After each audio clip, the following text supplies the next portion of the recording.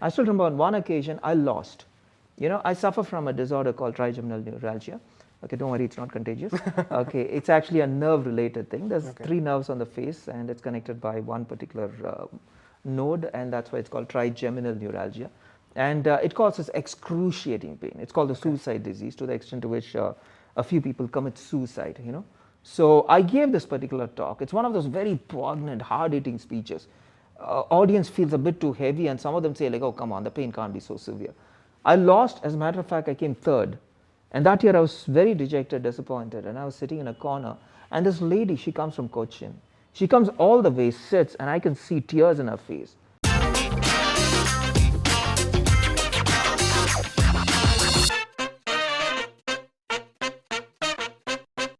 Ladies and gentlemen, welcome to the Lalith Dhanush Show. Today, I have with me a very special guest who's a champion speaker in Toastmasters. He is a multiple TEDx speaker, and this person is a coach and a trainer as a profession. Now, if you have to know more about him, you can go to any Toastmasters meeting and just say the name DJ and they'll tell you about him. He's a charismatic personality, and the first time I saw him, I was in complete awe of this man. Watch this entire episode to understand what it takes to build a profession around speaking and coaching. And DJ will definitely give you some golden nuggets on some of the hard times that he's had in the industry and how he's accomplished himself as a wonderful speaker. Watch this entire episode and let me know in the comment section how you felt about it. Enjoy. Hello DJ, welcome to the Lalith Dhanush Show. Pleasure is mine. And I remember, let me build some context. For everybody who's watching, the first time I watched DJ speak was in a Toastmasters conference. And I remember you walking in with this confidence and swag, and I'm like, whoa, who's this guy? And then I can only tell the audience that, the moment you spoke and you finished, you left the whole crowd spellbound. And it's such an honor and pleasure to have you right across the table and talk to you and the world about your story. Thank you so much for all those kind words, Lalith. I'm flattered. Now, DJ, you are a speaker by profession.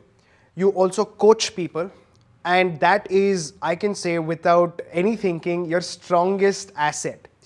Now, how did you get into this speaking field, and when did it all start? Okay, I love speaking. I've had to find a space where people would pay me for my speaking. Okay. So, professionally speaking, I'm a professional speaker. I do corporate training, motivational talks, keynote addresses and stuff. So, but back in the day, I didn't realize that these were all the options that were there. Corporate training was the only option that was there. So, I started my career in advertising, and the logical pursuit for me was to teach people creativity, not communication. But communication was so much of a clutter. Too many people, every second person was an expert in communication. So I used to tell people I'm the second best in the industry. And people would say, why are you the second best? Everybody's the best. So I think it's a decent position to belong to. And I say, I aspire to be the best one day, and I'm always getting better every single day. So yes, but I used to get a lot of default programs of communication where a lot of people said that they wanted to be a good communicator. They wanted to make speaking a profession also. So, but I think I started off with corporate training, then I moved towards motivational and keynote addresses. Okay. So that's a journey. So when did it start? Like how many years back did this start? Okay, I would probably say that you can say it's more than a decade. More than a decade. Yeah. That's quite a lot of experience. Now, I want to understand, was this how you actually started back when you were in your college and you graduated? Did you know that this is where you're going to end up, or this is what you like? Okay, if I had a time machine, go back in time, and if my class teacher would ask me this mandatory question, okay, fine, what would you become when you grow up? 1,500 options, this would have never been featured. Why? Okay, because it was never an industry, So I still remember when I got married and I told my future father-in-law that I am a professional speaker. He said, good, what else you do for a living? So he wouldn't buy it. I mean, I don't have a 9-to-5 job. As a matter of fact, I'm trying to restrict even the number of days that I work. Because one of my, I wouldn't call him a mentor, I would say a good friend, a senior in the industry, a fellow Toastmaster, he said this beautiful thing. He said, the good part about the training industry, the speaking industry is this. You work for about, in the initial stages, you work for about 25 days in a month. And then you reduce it to 20 days in a month and still you earn the same amount. And then you reduce it to 10 days and 5 days. And he said, the day you believe that one day you could earn enough for the entire month, you have arrived. So I found that to be fascinating, because there's nothing more promising than working for one day and having the entire bills being paid. Yeah. So I said, okay, fine, this is a great industry, let me give it a shot. So DJ, that sounds fantastic, because I also share the same line of work, and I've realized that the way you're speaking, it simply means you're growing your brand, right? You're growing your brand over a period of time, and now the world recognizes you for your work, your speech, and you can't do that overnight. You can't get to that one day paycheck overnight. So what are some of the steps that you must take if somebody, I'm sure speaking as an industry is popping up major in India, what are some of the steps that you would suggest to the people watching? Okay, I read this somewhere, this quotation by Richard Branson. Richard Branson was once asked this question, okay, so how do I become a millionaire? And in a frivolous way, he said, like, start out by being a multi-millionaire. Okay, but on a very serious note, he said that you shouldn't be wanting to earn money. You should be liking the process of earning money. So I strongly believe that that applies to any vocation. And in speaking, for me, the day I stop liking the craft, I think I'm dead as a professional. So I believe that I started liking this field. I liked exploring. I liked reading. I liked listening to people. I liked sitting there and taking notes. Even today I do that. The good old-fashioned way of sitting with pen and paper, because I like my own handwriting. Narcissist that I am. Okay, fine. That's the only thing good with me with regard to my school life was my handwriting. Okay, so taking notes, like, because once you enjoy the process, you don't mind the grind.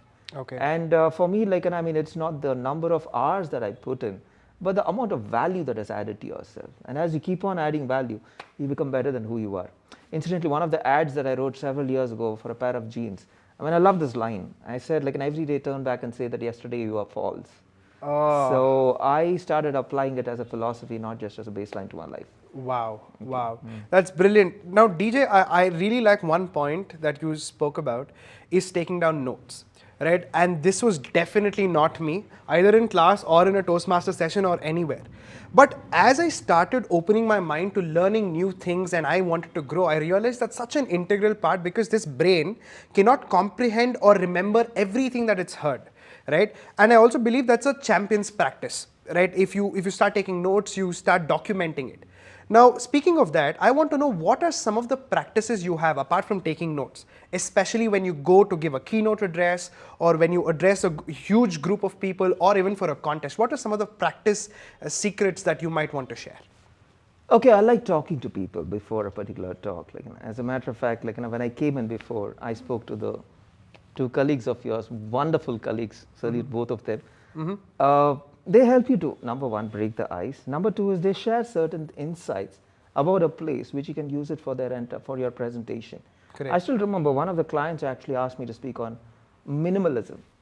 Now, it's a motivational talk, and they were going through tough times, and the economy was going through tough times. And they said a keynote address from a motivational speaker, trying to talk about the importance of minimalism. So I had gone there 2 hours early. So I was speaking to a few people, and I said, can I have a recording of the same? So I recorded a few people's opinions about what they were grateful for. And I said, okay, fine, like, at least you have a salary, you have a job, you have blah, blah, blah, everything whatsoever. And when I stood there, when I spoke, I actually played their videos. And there was that wow factor. Most of them were sitting, I could see them sitting with folded hands when my name was announced. Minimalism, minimalistic living, come on, like, the company owes us a bonus. It owes us a promotion, it owes us incentives, it owes us everything. But the minute they saw their own stories on the big screen, you should see them sitting on the edge of their seats, like, wanting to have more. So I believe that, a message should connect with the specific audience. It shouldn't be something that is a general one-size-fits-all kind of a message. So one of the practices that I believe in is, before a particular talk, going and meeting them. And if I cannot probably have the time just before the meeting, I'd like to probably, like, have an insight, a 360 kind of a feedback from the people who truly matter. So I think if I were to say that, I heard that one of the participants has this beautiful accomplishment. Now, another example, if you have the time, like, I'd probably share that. There was this manufacturing company that I recently did a training for, and I was given to understand in the profiling that one of the gentlemen is going to retire in this financial year. So I said, can I have an opportunity to speak to that gentleman? I said, okay, fine. What's a legacy you'd like to leave? He said, nothing. I'm going back to my family, spending the rest of my life with my family, the lot of family time that I've sacrificed. And I said, okay, fine. Why don't you write a book of all the best practices that you have seen? And I want you to probably share that in the training program. And it was a huge hit because they could see their own standing over there and speaking about the best practices. And a couple of them volunteered and they said, like, we would like to assist you. Wow. Because that's a great learning opportunity. So I think, like, if you are open to probably, like, receiving more feedback, information, and insights from the very own group of people that you're speaking, your connect is double. Correct. And there's a very big golden nugget sitting right in between, and that's understanding first-hand perspective, right? So if you can actually go talk to them, understand what they want, the relatability factor is much higher, and the result, I think, is even bigger. Very true. And I believe, like, if you want to be a great communicator, you got to go down there and be a listener first. Correct. Right? And once you start listening, the whole process of communication takes that 360-degree effect, like you said. So fantastic, DJ. So I want to understand, when did you become a Toastmaster, in which year? And were you convinced that that was the place for you to continue, and why were you actually there? Okay, for me, my inspiration was my desperation. Nobody believes it when I say that. Even my wife didn't believe it, Okay. I was a very shy child, very shy, very reticent. The sight of 3 people in a room made me nervous. The sight of 10 people in a room made me run away from the room. I was so nervous, So at some point in time, I wanted to break. I wanted to break the shell, come out, because I was missing out on a lot of opportunity, a lot of possibilities.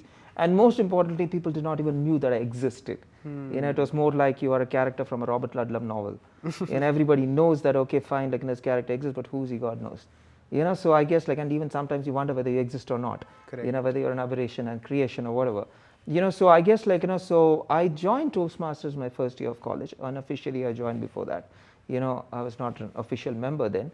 And so I leave it to you to calculate the number of years, so depending on your insight and whatever you see of me.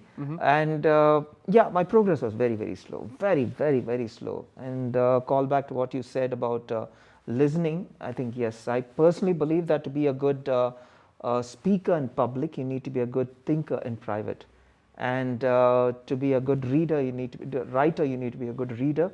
And to be both, you need to be a good listener. So I think it encapsulates. So I try to add on to these 3 things. And being a silent person, I was naturally a good listener. I could naturally absorb a lot because I could read a lot. And I used to write a lot because that is my only vent and my expression. So I guess, like, trying to carry on with that, like, I guess, like, I joined Toastmasters. And I found an excellent medium where people will appreciate you even if you fall. Yes. So I think, like, so especially for a person who's very reserved, like, he needs a lot of validation, even when he's wrong. So I found the Toastmasters actually gave that to me. True. And I think when appreciation is given, not for the victory, but for the effort that you're putting for the first time you walk on stage, I think that pays such a big impact, especially for an introvert person or somebody who's so shy to speak. I think the dividends is very high once you stay there in the long run. So DJ, I want to understand from you, moving forward, that you are just not this shy person anymore 5-6 years down the lane. Now people say shut up. My wife in particular. She says, okay, time up, enough. Like, can I also contribute? Okay. Oh man. I'm sure. I mean, I've seen this a lot with people, and now you become so comfortable with this self of speaking.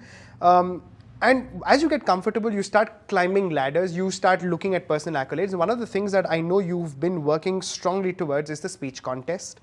I've seen you multiple times do really, really well. And for a lot of Toastmasters out there who've just joined, they might just say, wow, DJ is like the kind of person I want to be. But DJ, you can't just go out there and win the world championship in 1 year. Nobody ever did, right? And they have? They have. Who? There were a couple of people. Yeah? Okay, maybe I don't know. Maybe I'm not aware. But I know your research and your awareness in that subject is way more higher. Now, how do you actually get yourself going all the way again from the club level, from the start, the very next year, if it doesn't work out for you? How do you start again? Okay, I'll put it this way. Like, if, say, today is the last day of my life, and I'm sitting on my deathbed, and if probably the priest is singing the final hymns and about to perform the final rites, I don't want to sit there regretting, thinking that I've been there on the world stage. I've seen the world stage. I've seen a couple of world champions live, and I don't want this particular element of regret in saying that I could have been that person over there. So it's worth, the minute you're probably able to drill that in your mind, you're willing to put the effort, because it strongly gives you a reason why you need to compete again. Okay. And the good part about contesting is the fact that it pushes you to the limits. When you knew that probably I've exhausted every story, you just sit back and you think of one incident in your life, a message in your life, an insight in your life, a learning in your life that you truly want to share with your world. You think, okay, fine, whether you win or lose, I think the message will probably change at least one person. Okay. I still remember on one occasion I lost. I suffer from a disorder called trigeminal neuralgia. Okay, don't worry, it's not contagious. Okay, it's actually a nerve-related thing. There's 3 nerves on the face, and it's connected by one particular node, and that's why it's called trigeminal neuralgia. And it causes excruciating pain. It's called the suicide disease, to the extent to which a few people commit suicide, So I gave this particular talk. It's one of those very poignant, hard-hitting speeches. Audience feels a bit too heavy, and some of them say like, oh, come on, the pain can't be so severe. I lost. As a matter of fact, I came 3rd. And that year I was very dejected, disappointed, and I was sitting in a corner. And this lady, she comes from Cochin. She comes all the way, sits, and I can see tears in her face. I mean, she's, crying torrents. And I look at her and said, excuse me, everything's okay. And she says, I'm suffering from trigeminal neuralgia. And people discount it as another migraine or a headache or something. And they say, like, don't make a big scene out of it. I'm so glad my family is sitting over there. And they're watching me. And they watched you. And they know for a fact the impact with which you presented it. I couldn't verbalize my pain, but you did verbalize the pain. Wow. And I said, okay, fine. Like, and if my message can hit one person, change one life, change at least one family, it's worth it. So that's what I'm in pursuit of. And the trophy, eventually it may come. And I'm sure it will come. It's left with. True. In his time, in his way, he will make it happen. True. Man, I remember watching the 2013 champion. His name was Avery. Right, this 24-year-old, I think, Canadian guy or somebody who won the world champion. And he says one statement till date that I don't forget. He says, if somebody could remember your speech and how they felt a week or 2 from now, that's a winning speech. And I think irrespective of what place you got, I'm sure that woman, not only will she remember it for a week or 2, but for a lifetime.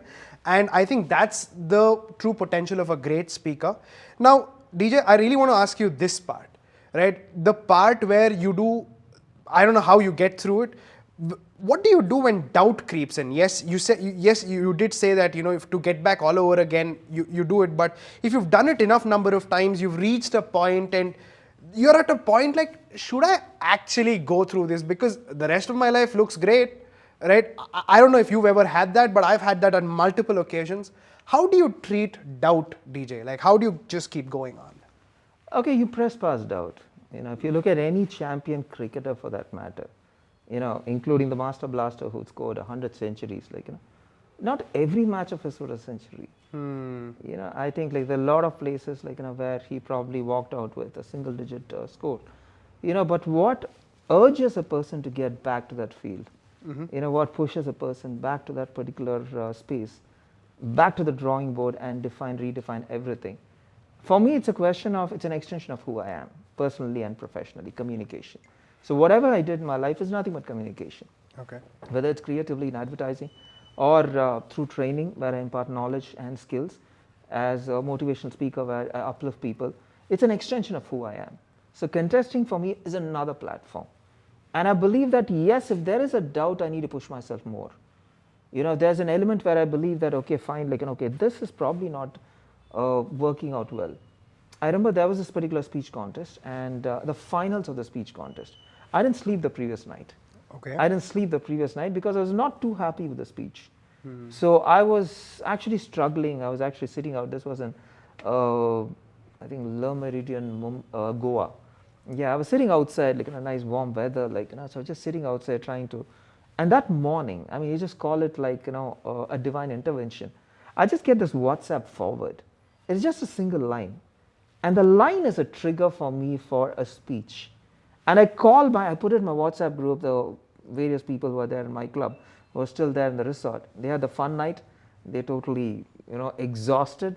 in the night. I called them to the breakfast table. I said, guys, I need your assistance. And I bounce off this idea, and they say, DJ, you're sure you're going to carry on?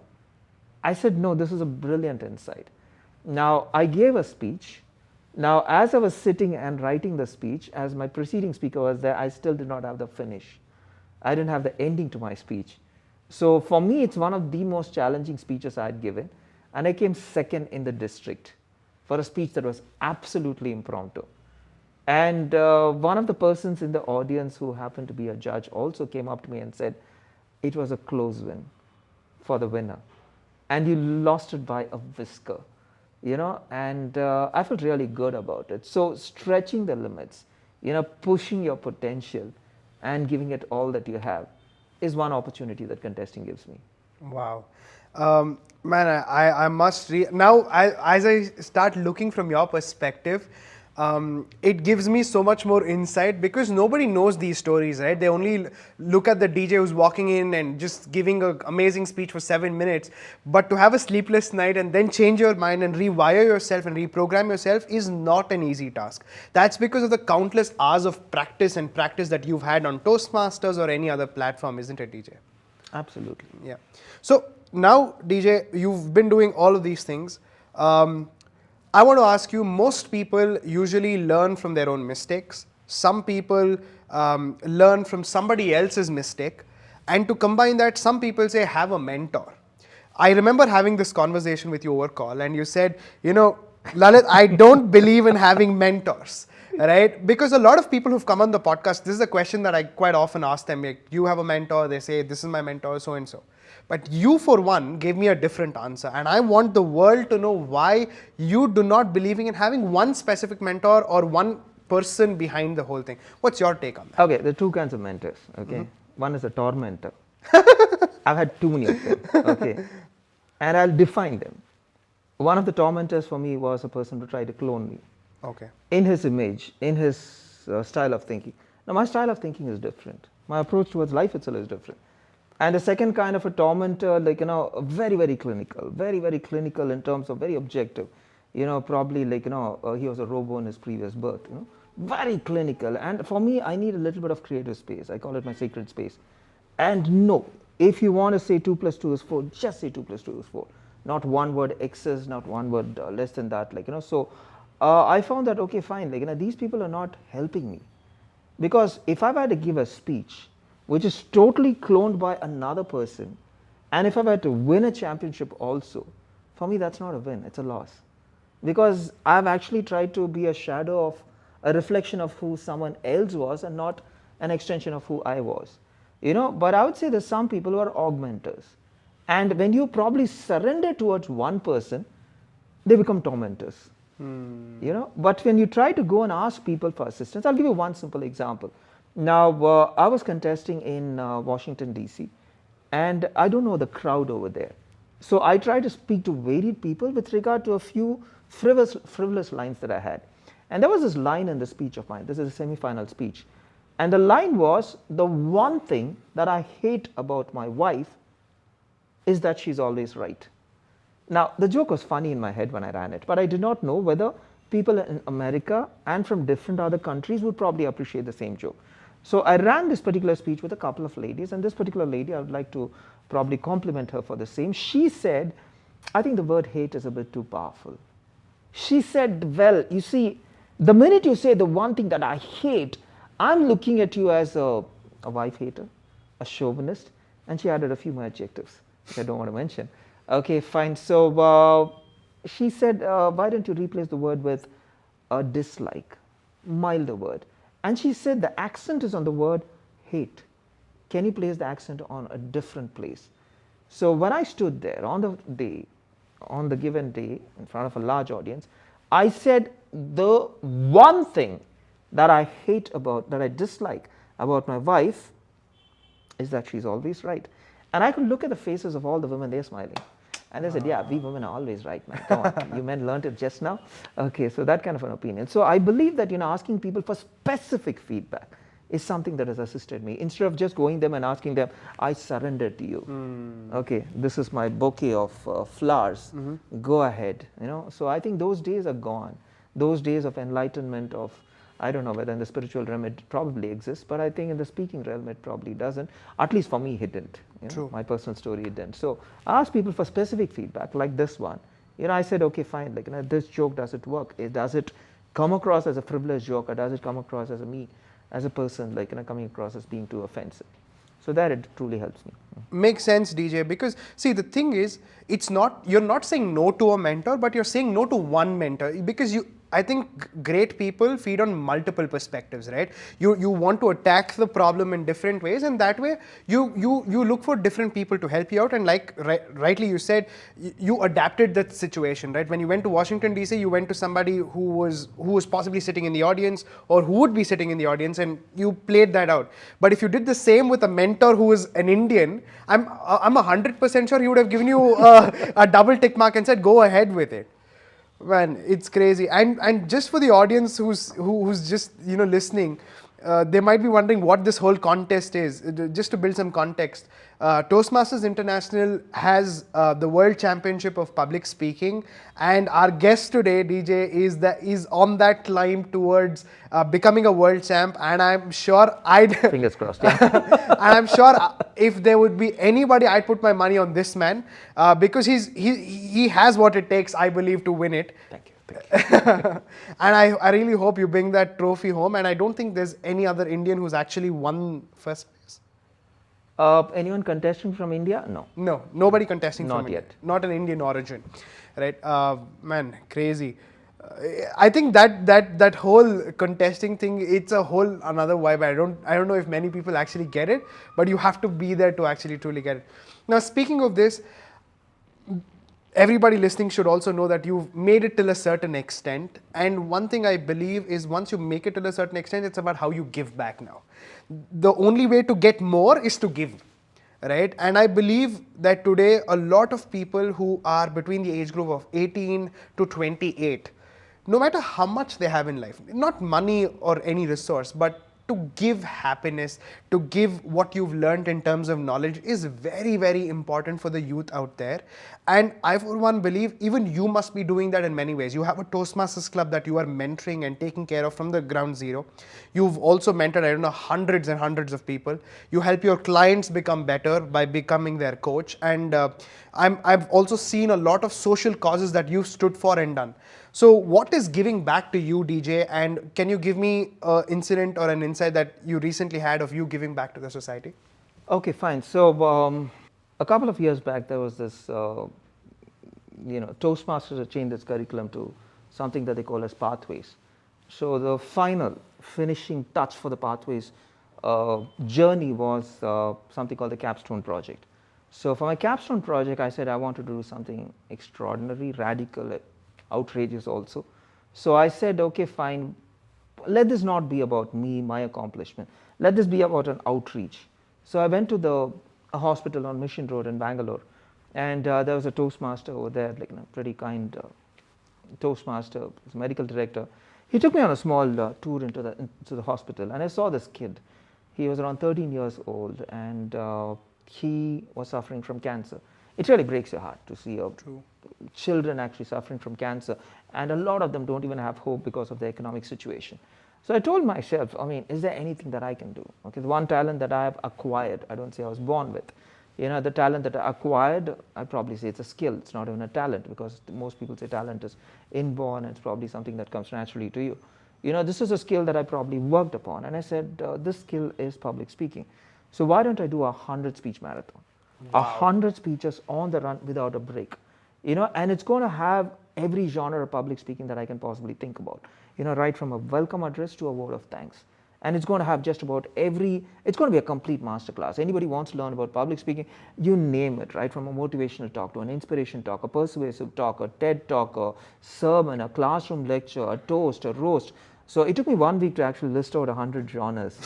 It was excruciatingly painful work, because after I reached 82 to 85, it was like every single delving into the mind and into the net was actually pretty painful and cumbersome. But I finished doing that, and after that I crafted everything, and I said, without a break, I'm going to speak. At first, a lot of people were pretty skeptical, and they said, like, DJ, you must be out of your mind.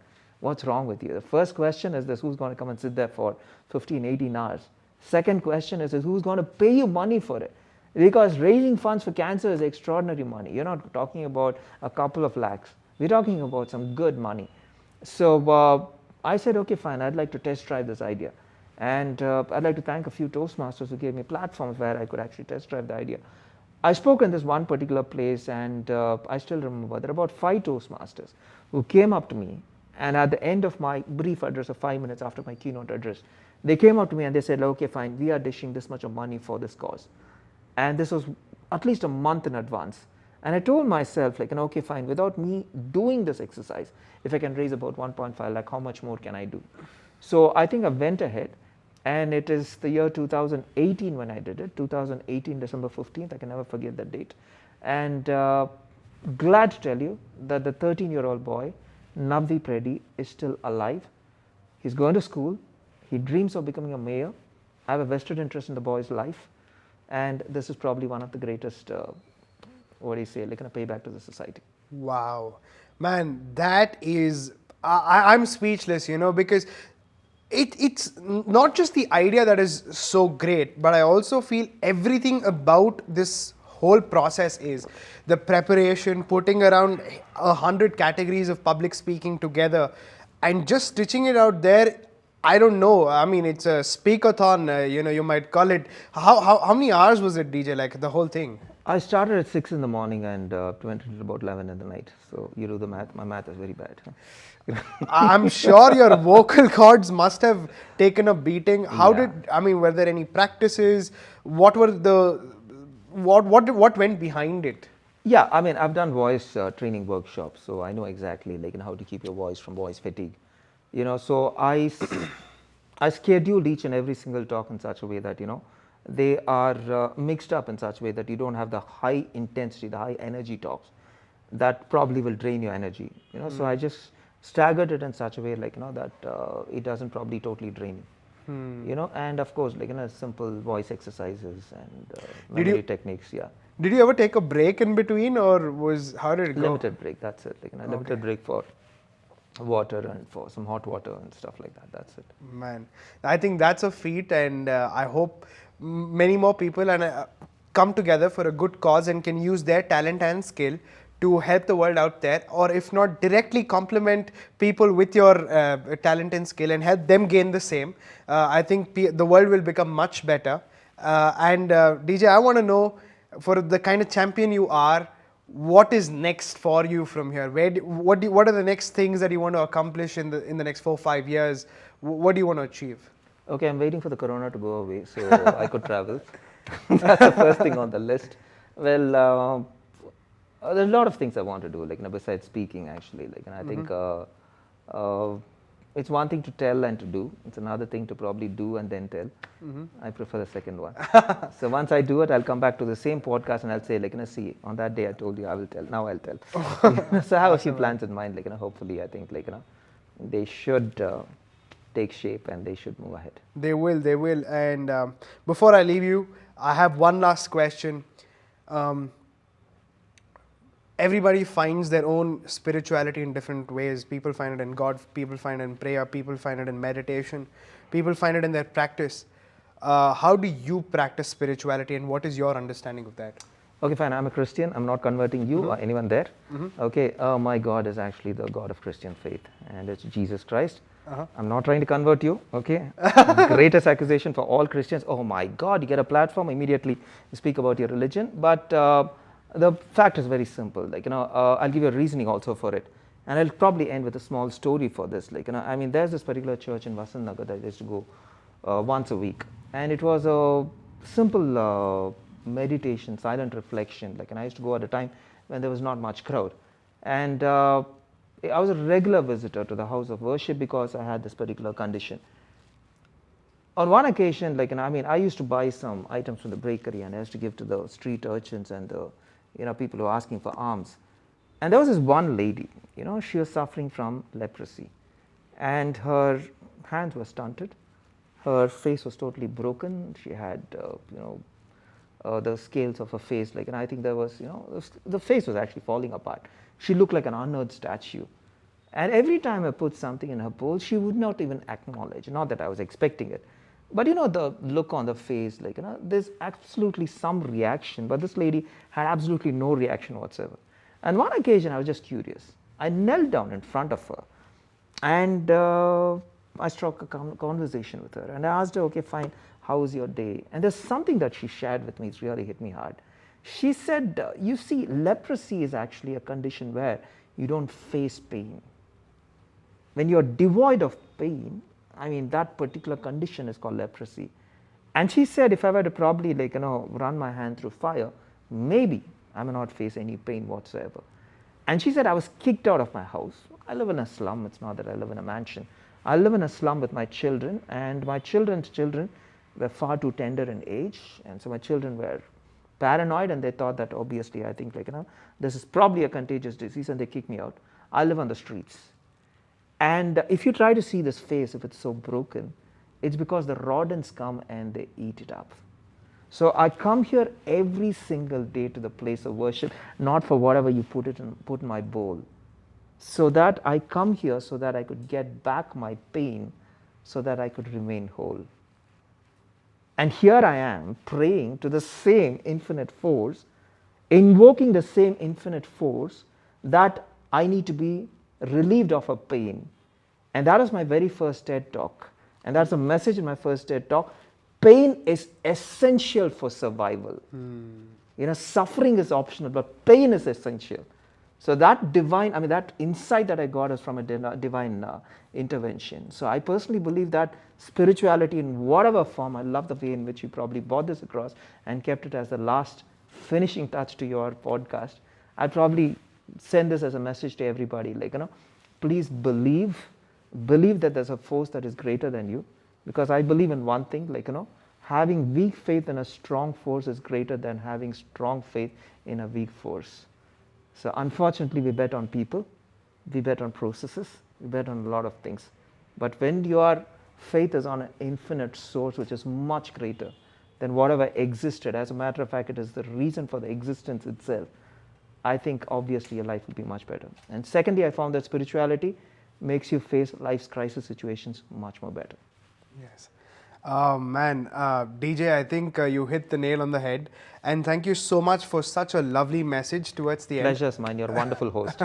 And I think as not just the host, but if I had to see this podcast, on a YouTube channel, I'm sure I'd be super inspired, just like everybody watching this would be.